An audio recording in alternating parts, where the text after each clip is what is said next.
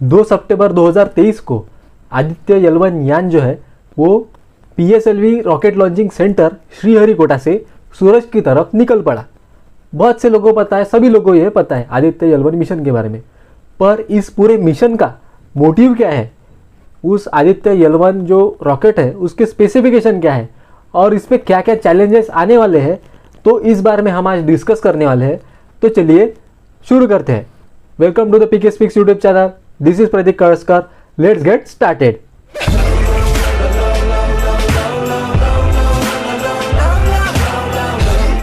इसी साल जून महीने में इसरो ने आदित्य L1 मिशन की घोषणा की थी।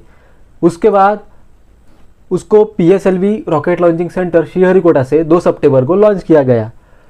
ये जो है वो स्पेस ऑब्जर्वेटरी मिशन है, मतलब आदित्य L1 यान जो है वो सूर्य पे नहीं जाने वाला है या सूरज पे जाने वाला नहीं है, जैसा कि चंद्रयान गया था। चंद्रयान जो है वो चांद पे लैंड कर गया था। ये जो आदित्य L1 मिशन है, ये जो आदित्य L1 लॉन्च है, तो वो सूरज पे लैंड नहीं करने वाला है। वो एक सूरज के पास एक ऑब्जर्वेटरी है, तो वहाँ पे जाके ऑब्जर्वेशन करने वाला है सूरज के आसपास जो कुछ हरकतें होने वाली है उसका।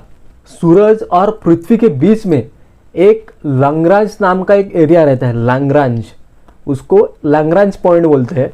तो वहाँ पे उस एरिया में ये आदित्य L1 यान जाने वाला है।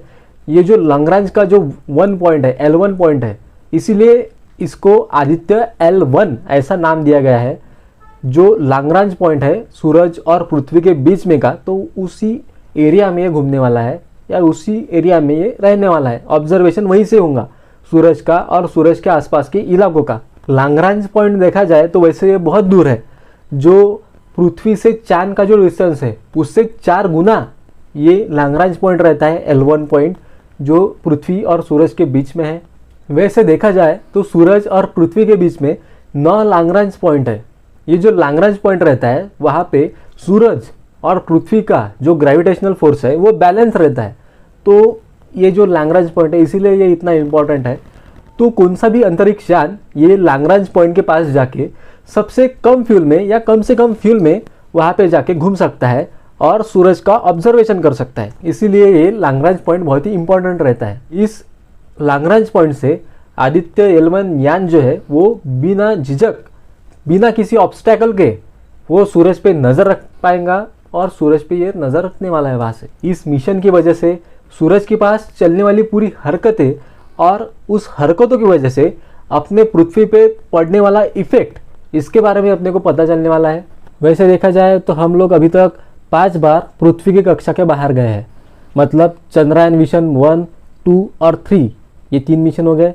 उसके बाद एक मंगलयान हुआ था अपना, और अभी 5वीं बार जो है आदित्य L1 मिशन जो है वो अभी हम एग्जीक्यूट कर रहे हैं। मतलब ये 5 बार ऐसा हुआ है कि अभी तक हम पृथ्वी की कक्षा के बाहर जा चुके हैं। आदित्य L1 यान जो है वो पूरी तरीके से मेड इन इंडिया है। आदित्य L1 यान के साथ साथ 7 पेलॉइड भेजे जाने वाले हैं। अंतरिक्ष में संशोधन करने के लिए या रिसर्च करने के लिए जो इंस्ट्रूमेंट्स बनाए जाते हैं उसको पेलॉइड बोलते हैं। तो वैसे 7 पेलॉइड ये आदित्य L1 यान के साथ भेजे जाने वाले हैं। उसमें से 4 पेलॉइड जो है वो कंटिन्यूअसली सूरज की तरफ यहाँ पे ऑब्जर्वेशन करने वाले हैं, और जो 3 पेलॉइड उसमें से रहने वाले हैं तो वो L1 जो लैग्रांज L1 पॉइंट है तो उसके पास का एरिया जो है, और उसके साथ साथ वहाँ के जो कुछ पार्टिकल्स है तो वहाँ पे ऑब्जर्वेशन करने वाला है। ये जो लैग्रांज 1 पॉइंट है, जो L1 पॉइंट है, जहाँ तक कि आदित्य L1 यान जाने वाला है, तो वो पृथ्वी से 15 लाख किलोमीटर दूर है। तो इसको अभी 125 दिन यहाँ से लगने वाले हैं। तो देखते हैं कि आदित्य L1 का मोटिव क्या है। Chromosphere, corona speed, sun temperature, corona temperature, coronal mass ejection, सूरज से अग्नि या हीट निकलने के बाद होने वाले बदलाव, तो इन सभी चीज़ों पे यहाँ पे नज़र रखने वाला है आदित्य L1 यान। तो ये इसका पूरा मोटिव है आदित्य L1 मिशन का। तो इसमें बहुत से चैलेंजेस भी आ सकते हैं इसरो को, जैसे कि हमने देखा कि चंद्रयान 2 जो मिशन है वो फेल हो गया था। मतलब जो पृथ्वी से चांद तक की जो दूरी है उससे 4 गुना ज़्यादा दूरी है यहाँ पे रहने वाली है L1 जो लैग्रांज 1 पॉइंट है वहाँ की।